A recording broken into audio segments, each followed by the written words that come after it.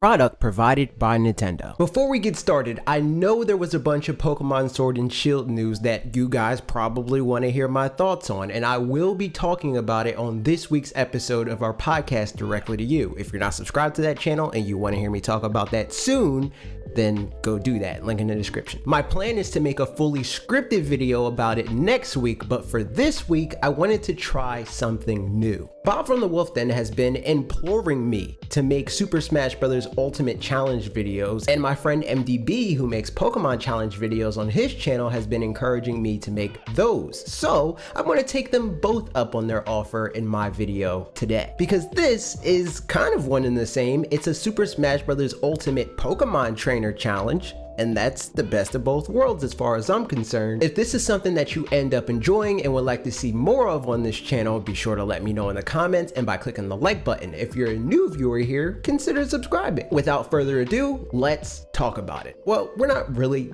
technically talking about anything specific. It's just the thing that we say here, tradition.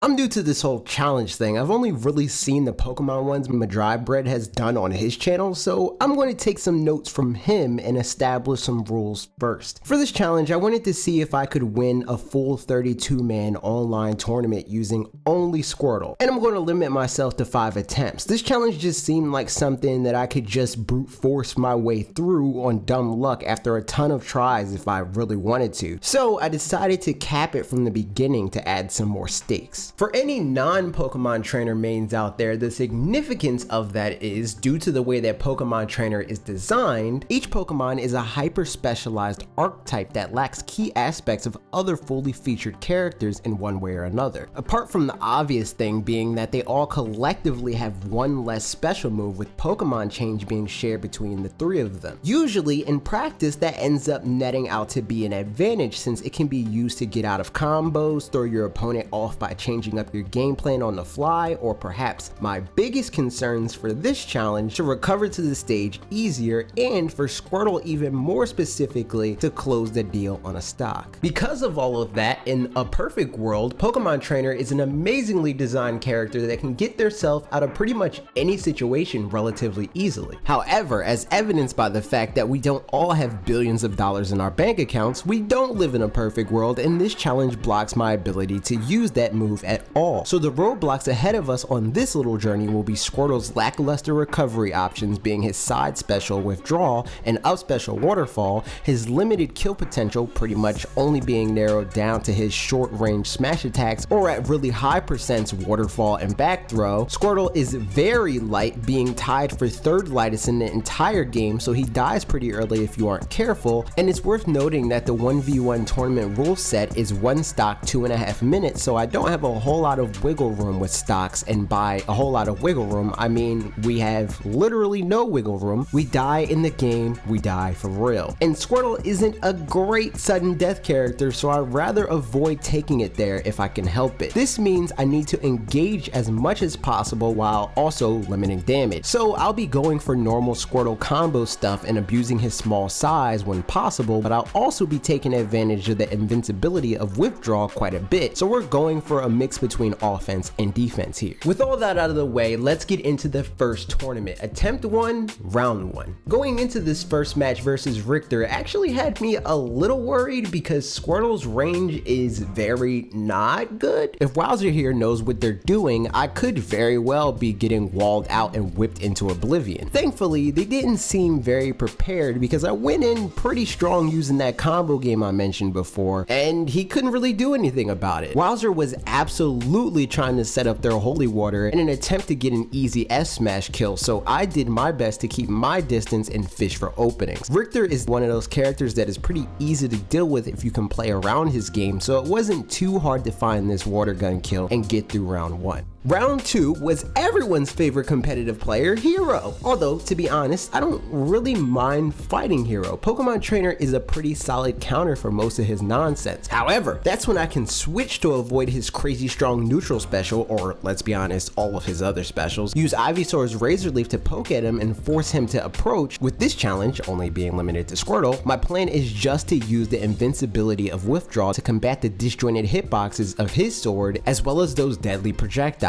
and to use grabs to punish a tendency a lot of Hero players online seem to have, which is abusing his forward air and dash attack. There were a couple of small scares with my use of Withdraw almost backfiring here, but I canceled it before Shoblin footstooled me, so Squirtle lived to slip and slide another day. Also, this happened, but DI saves lives, so everything ended up being fine and we make it to round 3. Dark Samus, another nightmare PT matchup for me personally, for a very similar reason to Richter, only with Dark and normal Samus, they basically have a no risk Flare Blitz they can pre-charge and keep at the ready at all times. That said, this time around Squirtle is actually the Pokemon that I gravitate toward most to deal with them. Withdraw does an okay job at dealing with her charge shot, and there's the possible bonus of being able to withdraw under her missiles. The only major problem here is the inability to switch up my recovery, but we'll see what we can do. This match starts out in a very bad way. Samus can put up her projectile wall pretty easily, and I am 1, a very impatient man, and 2, doing a YouTube challenge and feel like playing defensively, aka literally turtling for the entire match, wouldn't be super interesting, so Nictorious was off to a good start. I eventually brought this match to a pretty close finish, but unfortunately, rip Squirtle for attempt number 1, best 8, which is the game's way of saying I suck and should never play it again. But I will. Attempt number 2. For the second attempt, you may think I'd want to change my game plan, but honestly, I don't think the game plan mattered all that much in that loss. So my new plan, or I guess renewed plan, is to just stay the course and hope for matchups that I have a better understanding of. The first round of this tournament looked very promising in this regard. I absolutely love fighting Donkey Kong because all 3 Pokemon have a field day with him. Squirtle especially, thanks to how easy it is to juggle DK with up air strings forever. Unfortunately for me though, lag is an ever-present threat in Super Smash Bros. Ultimate tournaments. And oh my god, was that threat ever so very present in the beginning of this match. I was still able to fight through the lag and get some pretty good strings going, so it didn't end up being a major problem in practice. Outside of the major weight difference between Squirtle and DK, this match was pretty easy. It may not look that way by the amount of percent I had, but I never really felt threatened in this match. First round is once again in the bag. My good luck continued as we moved into round 2. Little Mac is a pretty easy matchup for most characters on the Ultimate roster, if you know what you're doing even a little bit. Of course, there are fringe cases, but for the most part, Little Mac is a pretty toothless character. All I needed to do was avoid his meaty hitboxes, punish his whiffed attacks, and wait for an opportunity to push him into the blast zone with a water gun from mid-stage on to round 3. For this round, I don't know what to expect, which is something I dislike about this matchup because in my experience, Mii Fighter players tend to be huge memers that exclusively try to cheese you the entire match, but for the most part, the plan is to approach them in a similar way to Samus, since there's some overlap with their toolkit. Once this match started, the inability to switch for the sake of getting Squirtle out of juggling situations became a huge problem. I took a ton of damage from being juggled. For the life of me, I could not get back to the stage because of how easy it is to edge guard someone with a predictable recovery. To make matters worse, the difference in range really hurt me during this match. I could barely get any hits in for the first half of this match or so, but I did manage to close the deficit toward the end. Despite that, the range did me in, I died to their F smash and lose the match, which means another quote best 8 finish. At this point, I'm positive I'm cursed, and this challenge just clearly isn't possible. And everything sucks, and Squirtle just needs to evolve into War Turtle or something because this is just a bunch of nonsense. But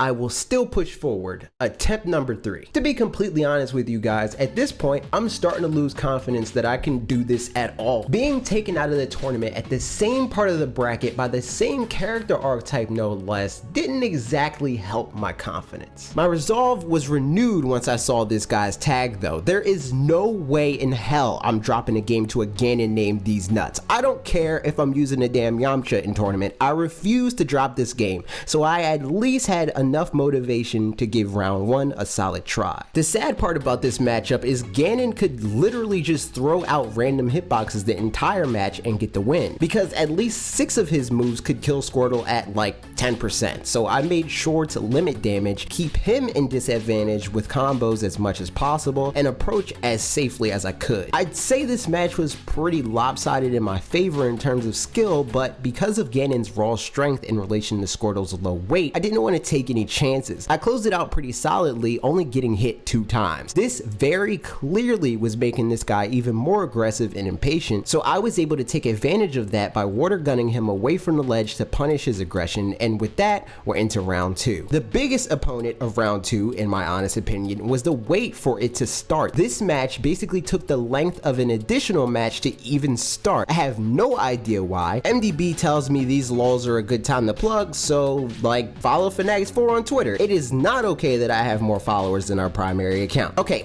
on to round 2. I was joking when I said the biggest opponent in this round was the wait for it to start, but I would be lying if I said I was lying about that, because this match was pretty easy to win. I was in complete control the entire time and didn't get hit by any of their attacks a single time. I closed it out by taking advantage of him timing out his ledge invincibility with a down smash, and we're right back to where we started. Will we make it out of best 8 this time? After looking at the bracket, Little Mac is my next opponent, so I went in pretty confident that the curse was over. Like I said, with the last Little Mac, this matchup is pretty easy. This match ended up being a tug of war. We traded damage back and forth and danced around the stage a bunch. Everything in me wanted to go Charizard and break his shield for abusing it so much, but rules are rules, so I stayed the course for this literal boxing match. He eventually built up his KO punch, so now we're playing a completely different game entirely. I need to either attempt to bait it out without getting hit, damage him enough for him to lose access to it, or take him out entirely. I missed this opportunity right here to get a water gun kill, and I think this moment was my undoing. He ends up hitting me with his KO punch, and I get dropped out of the tournament, and that means that we got best 8 again. At this point, I was completely sold that it was impossible for me to do this, to the point that I turned off my capture software. But I still wanted to practice, so I entered another tournament with the subconscious thought that if I got far and did pretty well in the first few matches, that I would make this my 4th attempt. The first round of this tournament was against a Sans player, and moving into it, it didn't look great from my point of view. In my experience, most people that pick Sans are just trying to meme, and I hate fighting meme players because I feel like it actively makes me a worse player because of the bad habits I developed dealing with them. And if I'm being honest, now don't hate me for this, but I don't really like Sans. And like I mentioned, my Elgato wasn't plugged in for this tournament, so I had to convert the replay data. To make matters even worse, the game glitched out and gave me the wrong color. This is an omen. I'm doomed to lose, obviously. JK. Luckily, the guy clearly didn't have a great grasp on the game, so I won the match easily once he decided to recover high. Why he chose to recover high with a move that sends you in the free fall against Squirtle, I will never know, but that's one of the demons in my closet dealt with. Maybe there's hope after all. Like I mentioned, my capture card wasn't turned on, so I don't have footage of the bracket progressing, but I do have receipts. Here's the screenshot of this point in the bracket. The next match is against Peach, which is a pretty bad matchup for not only Squirtle, but Pokemon trainer overall. She falls out of a lot of Squirtle's combos and can keep him in disadvantage without any real problem. I came out swinging knowing exactly that. My aim was to keep the pressure on so I can keep her from setting up any turn-up shenanigans. I didn't make a huge effort to go for combos because it would likely be a wasted effort because, like I said, she just falls out of them. Eventually, I racked up enough damage for so-called doom over here to start retreating retreating to the edge, and that presented me with the opportunity to just yeet him into the blast zone. Round 3. Familiar territory at this point, and again, it's a matchup that I don't feel super comfortable with. Not really because I think Squirtle isn't good in it, more so because I lack experience fighting Bowser Jr.'s. He's not a very popular character online from what I've seen. If you have a mean Bowser Jr., hit me up in the comments because I could use the matchup knowledge. Anyway, back to the match. This is the time for me to break the curse and make it to the promised land of at least being best 3. Turns out this match was pretty easy and anticlimactic. I went in super aggressive in an attempt to give him little to no time to breathe in the hopes that he wouldn't be capable of dealing with it. Similar to my Peach strat, fortunately for me, that plan worked out. We made it out of top 8 without much fanfare, on to the semifinals. Inkling is a matchup I feel pretty comfortable with in most cases. I used to main that character in the very early days of Ultimate, so I have a decent understanding of what they're looking for. I just need to look out for Roller and avoid getting up-aired to death. My plan here is to keep them off the stage as much as possible to force a half-assed recovery attempt, and lo and behold, my plan worked yet again, and we got the water gun kill I was fishing for. With that, I finally made it into the finals. The bane of my existence is yet again staring me in the face. Even detached from this challenge, I struggle fighting Dark Samus. Samus in every form, really. So part of me was sure I'd lose this, but I made it this far, so I wanted to give it my all anyways. We start off strong by low profiling her first missile attempt. From there, I punished them attacking my shield with a back air. Then I started to pick up on this player's tendency to go for a down air to force a landing, and punish that with a grab for some free waterfall damage. After that, we went through the motions for a long while, and I was struggling to find a solid enough hit to get the kill. I had a pretty decent lead, but that by no means meant I was for sure going to win. A stray charge shot could turn the tide quick for Squirtle, so I wanted to avoid that by once again taking advantage of withdrawal. That almost seals the deal, but he's able to use DI to prolong his stock. However, a broken clock is right twice a day, so the second withdrawal was sure to work and closed out the game, winning me the tournament and therefore this challenge.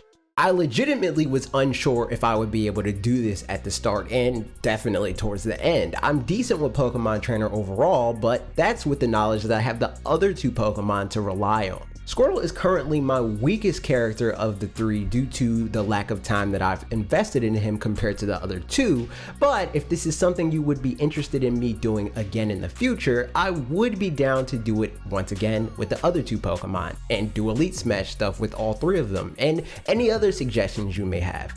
Be sure to leave those in the comments below, leave any thoughts you had on this video down below, any tips, tricks, etc, all that stuff. Thank you very much for watching this video. Be sure to subscribe to MDB because he gave me the inspiration to do this video. And you know, do all the normal stuff. Ring the bell, subscribe to this channel for new videos every Tuesday and Thursday at 4 p.m. Eastern time. New podcast every Saturday. MDB is going to be on that podcast, by the way. Okay, that's it for me.